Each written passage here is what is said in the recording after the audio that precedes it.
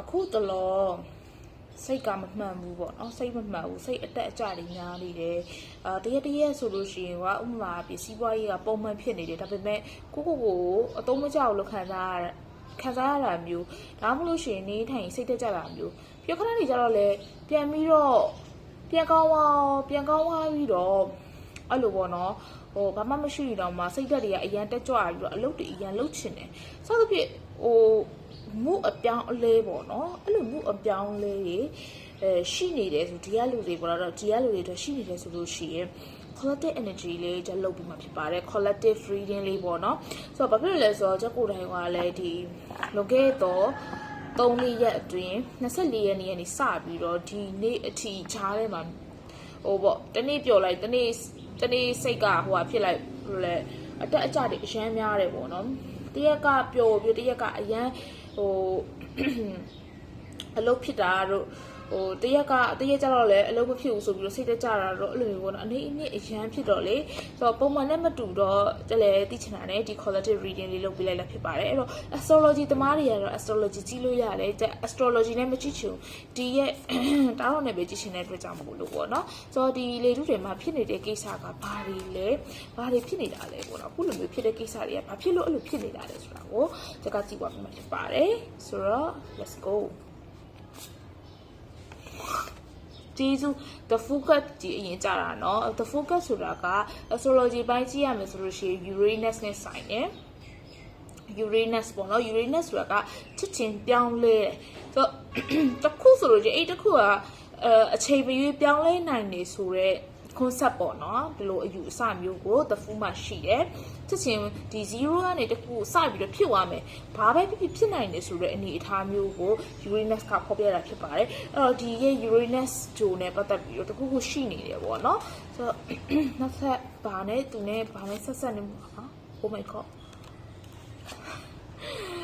ဂျိုအပြောင်းလဲအကြီးကြီးတွေရှိတယ်ဒါမှဆက်လို့ရှိရင်တော့ the sun ပေါ့နော် the sun ကကြတော့အမြဲတမ်းလို့ဒါကိုယ့်ရဲ့sun လို့ပြောလိုက်လို့ရှိရင်ဒါ sun sign လို့ moon sign လို့သိလိမ့်မယ်ပေါ့နော်အဲ့တော့ဒီမှာဆိုလို့ရှိရင် the sun ဆိုတာကတော့ the sun ကိုယ့်ရဲ့ personality ကိုယ့်ရဲ့တကယ်ဖြစ်တည်မှုပေါ့နော်ဖြစ်တည်မှုနဲ့သက်ဆိုင်တဲ့ crisis တလို့အပြောင်းလဲတွေအများကြီးရှိရဆိုတဲ့ပုံမျိုးပြောတာပေါ့နော်ဆိုတော့အခုလေထုတွေမှာဖြစ်နေတဲ့ပုံစံအဲ့လိုလေထုတွေမှာဖြစ်တယ်ဆိုတာကပုံဝင်ကြည့်မှာပေါ့နော်သူကအလိုဖြစ်တဲ့ vibe မျိုးပြောတာပေါ့နော်ဆိုတော့ okay ကြကတော့ချိတ်ဆက်ပြီးခေါ်မယ်နော်ဆိုတော့ page of wands မှတ်ထားနော်ပြောနောက်တစ်ခုက ten of pentacles why Four of Pentacles, the Magician. တင်းမြဲတဲ့ပုံစံလေးအားလုံးကိုပြောင်းမှာဖြစ်ပါတယ်အဲ့တော့ခုနကတော့က Uranus ဂျိုရဲ့မှွေမှုကြောင့်ပေါ့နော် Uranus ဂျိုရဲ့မှွေတဲ့ Uranus ဂျိုကသူကတခုခုဖြစ်ချင်စောတွေများနေတယ်ပေါ့နော်ဒီဂျိုရဲ့အသွားအလာအရာဆိုလို့ရှိရင်အခုတလောမှာတခုခုပေါ့နော်ထားဖြစ်တော့မဲ့သဘောဥမာဖြစ်ကွာBig Bang တွေပါလေအထီတောင်မှဒီကြီးမားတယ်ပေါ့နော် Big Bang တွေဖြစ်သွားနိုင်တဲ့အခြေအနေအထီတောင်မှကြီးမားတယ်အဲ့လိုမျိုးပေါ့နော်တခုခုပေါ်ပေါက်လာမယ်ဆိုတဲ့အထိပ္ပယ်မျိုးကိုတက်ရောက်တယ်ပေါ့နော်ဒီမှာတက်ရောက်တယ်ပြန်တော့တစ်ခါကျတော့ the sun ကခုနကတော့ပြောပြီးတဲ့အတိုင်းကိုယ့်ရဲ့ identity ကိုယ့်ရဲ့ဒီပေါ့နော်DNA တွေပြောင်းလဲစနစ်တစ်ခုပေါ့နော်ဖြစ်လာလိမ့်မယ်ပေါ့ပေါ်ပေါက်လာတဲ့နေလုံးကြီးတစ်ခုပေါ်ပေါက်လာတယ်ဆိုတဲ့ပုံစံမျိုးမြင်အောင်ကြည့်ဘလောက်ထိကြီးမားလဲဘလောက်ထိအဲ့လိုပေါ့နော်ပြောမှဆိုရင်ဘလောက်ထိကြီးကျယ်ခမ်းနားလဲဆိုတာကိုမြင်ရလိမ့်မယ်ပေါ့နော်မဆိုလို့ရှိရင်တော်တော်လေးကိုဒီ identity နဲ့ပတ်သက်ပြီးတော့ကိုပြန်မေးရမယ်ကိစ္စလေးနဲ့ပတ်သက်ပြီးတော့အထီတောင်မှပြောင်းလဲနိုင်ခြေရှိတယ်ပေါ့နော်ဒီမှာ the sun ကကိုကြည့်မယ်ဆိုရင်အဓိကကဥပမာအဖြစ်ကွာကိုက Aries ဆိုလို့ရှိရင်ကိုကဒီ Taurus ပြောင်းသွားတာတော့မဟုတ်လို့ရှိရင် Gemini ပြောင်းသွားတာစသဖြင့်ပေါ့ဒါဥပမာပဲဆိုတော့လေနော်ဆိုတော့ identity ပြောင်းသွားတဲ့လူတွေရှိနိုင်တယ်ဆိုတော့လူတွေရှိနိုင်တယ်ဆိုတာထက်သူရဲ့ဒီဖြစ်စဉ်တစ်ခုပေါ့နော်ဒီဖြစ်စဉ်တစ်ခုကဒီလူတွေရဲ့ identity ကိုပြောင်းလဲနိုင်တဲ့ကာလမျိုးဖြစ်တယ်ပေါ့နော်ဆိုတော့ဒီကာလက character change သွားတယ်လို့ပြောလို့ရှိရင်ပို့ပြီးတော့မှန်တယ်ဆိုတော့ဥပမာအဖြစ်ကွာအရန်ဒီဝတ္ထုတွေထဲမှာအရန်စိတ်ကောင်းပြီးတော့ဗောနော်အရန်ချို့တာပြီးတော့သူများအောင်အမြဲတမ်းကုညီတက်တဲ့လူကရုပ်တရက်ကြီးဒီရဲ့ကာလကို3-4ရက်5ရက်တစ်ပတ်ပေါ့နော်ဒီလိုကာလမျိုးကိုကြော်ဖြတ်ပြီးတဲ့အချိန်မှာသူကလုံးဝလောကရဲ့သူ့အတွက်မကောင်းဘူးပေါ့နော်ကိုဘလောက်ကောင်းလောက်ခဲ့ပြီးတောင်မှကိုလို့ပြပစားမပေးဘူးကိုပေါ့နော်ကောင်းတာလို့ရင်ကောင်းတာမဖြစ်ဘူးဆိုပြီးချက်ချင်းလူဆိုးဖြစ်ပြောင်းလဲသွားတာမျိုးဒါဥပမာတစ်ခုပေါ့နော်ဒါမှမဟုတ်လို့ရှိရင်အရင်ကြီးဆိုးတဲ့လူတစ်ယောက်ကပြောမယ်သူ့ကိုကျင်နာတာတစ်ခုပြလိုက်တာဖြစ်ပေါ့နော်သူဒုက္ခရောက်နေတဲ့အချိန်မှာအကူညီရတာတစ်ခုပဲဖြစ်အဲ့ဒီဟာချောင်းသူကချက်ချင်းကြီးကိုလူကောင်းဖြစ်ပြောင်းလဲသွားတဲ့ဖြစ်စဉ်မျိုးကိုဒီရဲ့နေ့ဒီမှာရှိတယ်ရှေ့တော့ကြောင့်မို့လို့အဲ့ဒီဖြစ်စဉ်ကလည်းအခုလောလောဆယ်အထိဖြစ်နေတယ်ပေါ့နော်ဘယ်နာအထိဖြစ်မလဲဆိုတာကိုပြန်ပြီးတော့ကြည့်ပြီးမယ်ပေါ့နော်အဲ့လိုမျိုးကိစ္စမျိုးလေးတွေဖြစ်နေတာမြင်ရပါတယ်ပြီးတော့နောက်တစ်ခုကpage of wands အခုဒီရပ်ပိုင်းအတွင်းမှာပေါ့နော်တခုကိုထားလို့ချင်တာဘာလို့ချင်လို့လုံးချင်မှမသိသားမဲ့လုံးစရာလည်းမရှိဘူးဆိုလို့ရှိရင်တော့တခုကိုထားပြီးတော့လုံးချင်တာဆိုအနည်းဆုံးမရှိဘူးဆိုလို့ရှိရင်တော့အဲ့အလုပ်တွေလုပ်ချင်တဲ့သဘောမျိုးတွေ့ရတယ်။သွေးတွင်းကစူပွက်လာမှုပေါ့နော်ပြောရမယ်ဆိုလို့ရှိရင်အဲ့လိုမျိုး fight မျိုးကိုလူတိုင်းနှီးပါခံစားရမယ်လို့ချက်ကတော့မြင်တယ်။ဆိုတော့ဒါအကောင့်ဘတ်ဆောင်တဲ့ပြုလုပ်ခြင်းတွေပေါ့နော်။ဆိုတော့ဘာဖြစ်လို့လဲဆိုတော့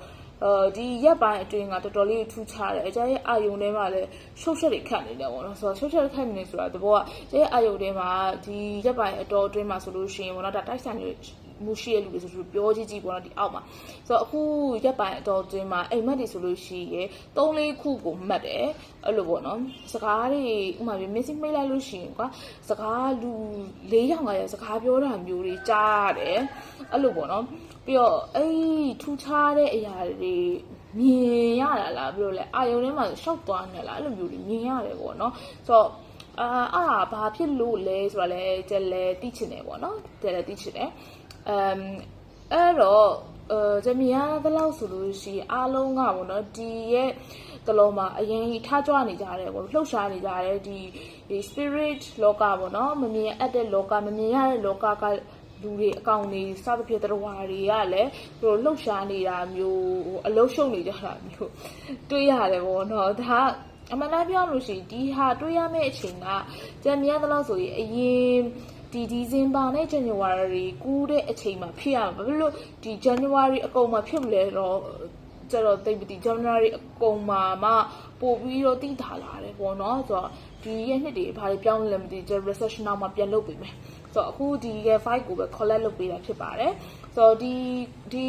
vibe ကိုခြုံငုံပြီးတော့ဘယ်လိုပြောမလဲအသုံးပြုနိုင်တဲ့လူဆိုလို့ရှိရင်ကောင်းတာပေါ့ဘယ်လိုပဲဖြစ်ဖြစ်ပေါ့နော်ကိုယ့်ရဲ့စီးပွားရေးမှာဖြစ်ဖြစ်ကိုယ့်ရဲ့ဆက်ဆံရေးမှာဖြစ်ဖြစ်ဘဝတစ်ခုခုပြောင်းလဲနိုင်တဲ့ဒီ energy ရှိနေတယ်ပေါ့နော်အဲ့လိုမျိုး energy ရှိနေတဲ့ကြားထဲမှာကိုက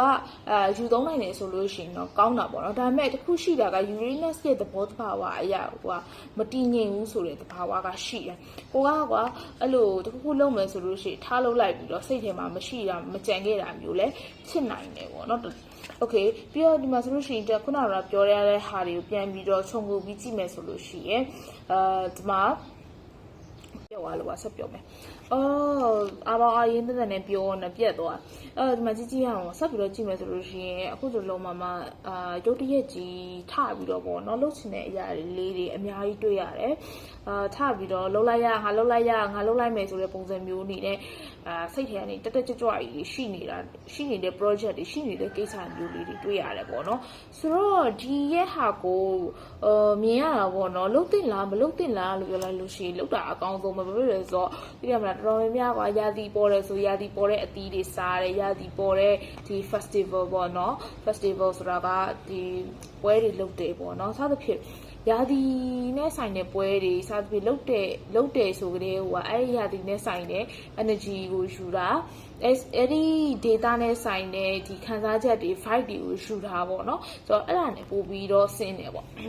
အာယုံထဲမှာရောက်လာတဲ့အရာတခုကဘာလဲဆိုတော့ဘယ်လိုပြောမလဲကိုအိမ်မှာထမင်းစားတယ်ကွာထမင်းဟင်းတွေချက်စားတယ်ဒါပေမဲ့ ဒီရတာပဲပေါ့နော်ဒီချက်တဲ့လူကဒီလူပဲဒါပေမဲ့အပြင်မှာသွားစားတယ်ပေါ့ရေကန်ဘေးမှာသွားစားတာပဲဖြစ်ဒါတခြားလူအိမ်မှာသွားစားတာပဲဖြစ်ဆိုလို့ရှိရင်ဒီဟင်းကိုပဲယူတာဒီရဲ့ခန်းသားချက်ကပြောင်းသွားတယ်ပေါ့နော်ဆိုတော့ဘေးနားမှာရှိတဲ့လူနဲ့ပတ်သက်ပြီးတော့လိုက်ပြီးတော့ခန်းသားချက်ပြောင်းသွားအရသာပြောင်းသွားတယ်ပေါ့နော်စသဖြင့်အဲ့လိုမျိုးကိစ္စမျိုးလေးတွေရှိတယ်အဲ့ဒါတော့တဘာဝပေါ့နော်အဲ့ဒီတဘာဝအရာတမျိုးမှဆိုလို့ရှိရင်ဒီလိုအတက်အကျဖြစ်တာကidentity ပြောင်းလဲခြင်းကိုတိုင်းကိုကဟို character ပြောင်းလဲခြင်းပေါ့နော်ဆိုတော့မျိုးရိုးပြည်သားတွေပဲပြောင်းလဲသွားနိုင်တဲ့အခြေအနေမျိုးအဲ့လိုမျိုးလေးတွေတွေ့ရတယ်ပေါ့နော်ဆိုတော့ဒါနည်းနည်းလေးထူးခြားတဲ့အရာလေးတွေပဲပေါ့နော်ဆိုတော့ဒီရဲ့ပြန်ပြီးတော့ဆက်ပြောရမယ်ဆိုလို့ရှိရင်ဒါတွေလုတ်တင်လားမလုတ်တင်လားဆိုတော့ခုနကတော့ပြောတဲ့ဥပမာအတိုင်းပဲယာတီပေါ်တယ်ဆိုလို့ရှိရင်ယာတီပေါ်လိုက်ယာတီလိုက်ပေါ်လိုက်ပေါ့နော်ဆိုတော့အဲ့တော့လိုက်လုတ်လိုက်ပေါ့နော်ပြောတော့တခုဒီမှာတွေ့ရတာကတချို့လူတွေပေါ့နော်ချစ်ချင်းချမ်းသာသွားမဲ့လူတွေရှိတယ်ဒီရဲ့ energy ကိုယူတတ်တဲ့လူတွေပေါ့နော်ကွာကန်ကောင်းတဲ့လူတွေ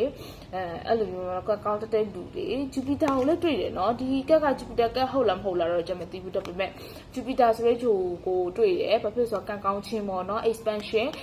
ကြီးထွားခြင်းဆိုတဲ့တခုခုကိုတွေ့တယ်ပေါ့နော်ဆိုတော့ကြီးထွားခြင်းဆိုတာကဥပမာပြေကခလေးဆိုလို့ရှိရင်လေခလေးတွေအများကြီးရမယ်အေးအဲ့လိုမျိုးပေါ့နော်ဆိုတော့အခုခလေးမွေးမယ်လို့စိတ်ကူထားမယ်ဆိုလို့ရှိရင်ခလေးကအမွားတွေပါအဲ့လိုရတာမျိုးကြီးထွားတာမျိုးစီးပွားရေးစမယ်ဆိုလို့ရှိရင်စီးပွားရေးမှာပတ်စံနေဟိုနည်းနည်းလေး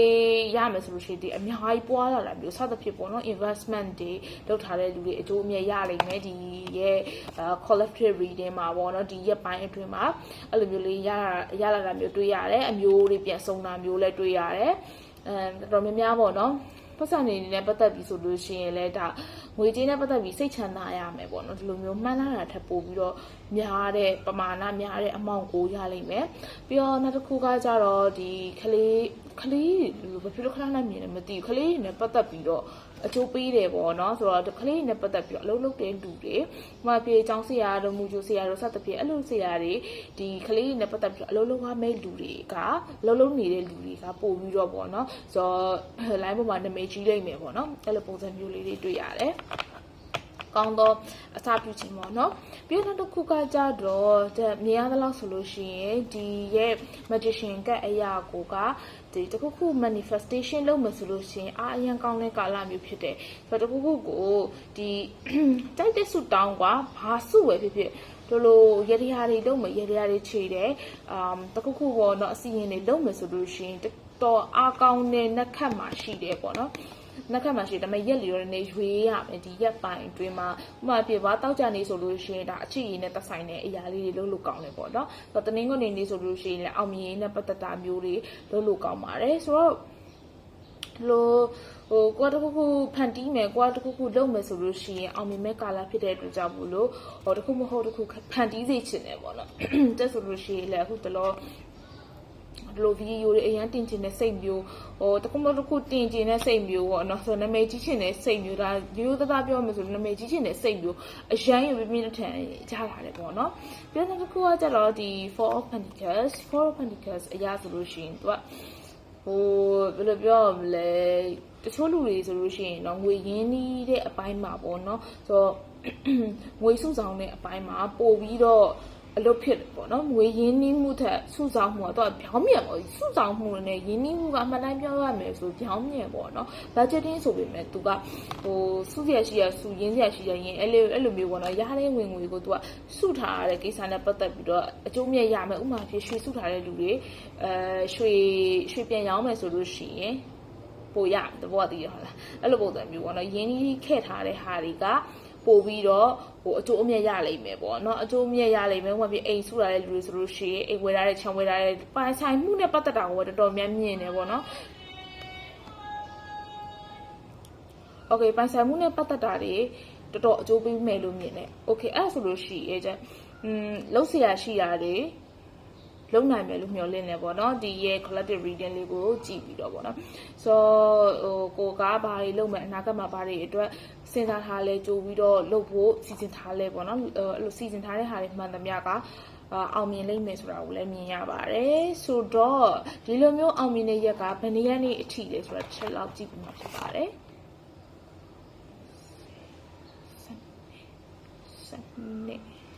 ်โอเค အဲ့လိုမျိုးအောင်မြင်တဲ့နေ့ကဘယ်နေ့ရက်နေ့လဲလို့ပြောလိုက်လို့ရှိရင်နောက်လ10ရက်နေ့အထိဖြစ်ပါတယ်အဲ့တော့နောက်လ10ရက်နေ့အထိတော့ဟိုဘယ်လိုပြောမလဲ net cat တွေကောင်းတဲ့ထဲမှာပါတယ်ပေါ့နော်ဆိုတော့လှုပ်ရှင်တာတွေတော်တော်များများကို manifestation တွေအောင်လိမ့်မယ်အဲ့တို့ကြောင့်မို့လို့စိတ်ပူပါနဲ့ပေါ့နော်ဆိုတော့ဒီမှာဟိုရှာတင်တဲ့အဖြေလေးတွေလည်းနည်းနည်းတွေ့ပြီလို့ကျကတော့ထင်တယ်ပြီးတော့အာရုံတော့လေဘောလုံးပွဲကိစ္စနဲ့ပတ်သက်ပြီးတော့လည်းအပြောင်းလဲတွေအရင်များတယ်ဘောလုံးသမားတွေကတော့မသိဘူးနော်။အရင်တော့ဘောလုံးကိစ္စတွေနဲ့ပတ်သက်ပြီးတော့ဒီဟော့ကိန်းတွေထုတ်လေးရှိရပေါ့နော်။ဒါပေမဲ့နောက်ပိုင်းကတော့ဘယ်လိုသူတို့ကလေပျော်ဖို့လည်းကောင်းတယ်ဒါပေမဲ့အတွက်ကြတော့တိတ်မကောင်းဘူးတိတ်မကောင်းဆိုတော့ကဒီ mental health အတွက်တိတ်မကောင်းချက်ကိုယ်တိုင်ကအဲ့လိုတခုခုမှားပြီးဆိုလို့ရှိရင်ကိုယ့်ဘာသာကိုယ်ကခွင့်လွတ်မဲ့အစားအပြစ်တင်တဲ့စိတ်မျိုးရှိတယ်ပေါ့နော်ထပ်ခါအပြစ်တင်တဲ့စိတ်မျိုးပေါ့နော်အဲ့ဒီစိတ်ကပဲကိုအရှိမတက်အောင်လုံးမိတတ်တဲ့ကာလတွေရှိတယ်ပေါ့နော်ဆိုတော့အဲ့လိုမျိုးဆိုတဲ့အတွက်ကြောင့်မို့လို့ချက်ကိုယ်တိုင်ကမလုပ်တော့တာလည်းပါတယ်ပေါ့နော်ဒါပေမဲ့အဲ့ community နဲ့ပတ်သက်ပြီးတော့အမှတ်ရပါတယ်တတိရတယ်ပြီးတော့အဲ့ဘောလုံးပွဲတွေကိစ္စနဲ့ပတ်သက်ပြီးတော့ပေါ့နော်အရင်တုန်းကမနိုင်ဘူးတဲ့အသင်းတွေနိုင်တယ်မရှုံးဘူးတဲ့အသင်းတွေရှုံးလိုက်မယ်ပေါ့နော်ဆိုတော့ခက်မှန်ထားတဲ့အတိုင်းမဖြစ်လာတာမျိုးကြုံရတယ်ပေါ့အပြောင်းလဲအလှည့်အပြောင်းလေးအများကြီးရှိတယ်အားကစားပွဲနဲ့ပတ်သက်ပြီးတော့တော်တော်များများဒီရဲ့ကာလာမှာအလှည့်အပြောင်းလေးရှိတယ်ပေါ့နော်ဆိုတော့နိုင်မယ်လို့ထင်တဲ့လူတွေကတော့ရှုံးတာမျိုးဆိုတော့ရှုံးမယ်လို့ထင်ပြီးအရေးအချင်းတလောက်တော့မရှိဘဲနဲ့နိုင်သွားတယ်ဆိုတဲ့လူတွေလည်းရှိနိုင်တယ်ပေါ့နော်ရှိနိုင်တယ်ဆိုတော့ဒါကတော့ဟိုအကောင်လုံး overall ပြောလို့မရဘူးဒါပေမဲ့ဒီလောက်ပဲပြောလို့ရမှာပေါ့ကွယ်ဆိုတော့တချို့အားကစားတွေပေါ့နော်ဒီကျွန်တော်ကလာတည်းရတော့ကျွန်တော်မသိဘူးဒါပေမဲ့ဟိုလူကြိုက်များတဲ့အားကစားတွေပေါ့ရှင်းရှင်းပြောရမယ်ဆိုလို့ရှိရင်ပေါ့နော်လူကြိုက်များတဲ့အားကစားတွေကအဲ့လိုဖြစ်တတ်တယ်အဲ့ဒါကြောင့်ဘလို့ gambling တွေလုံးမှာ gambling ဆိုတာသိတယ်မလားဟိုပေါ့လောင်းတာတွေဘက်လောင်းတာတွေပါတွေပေါ့နော်ဘယ်ဘက်မှာလောင်းမလဲတို့ဘာလို့ဟိုသတိထားပြီးပို့လို့တယ်အဲ့ဒါလေးပြောချင်တာဖြစ်ပါတယ်နောက်ထပ်ဗီဒီယိုတွေမှာကျွန်တော်နဲ့အတူပြန်လဲဆိုပြကြမှာပါတတာ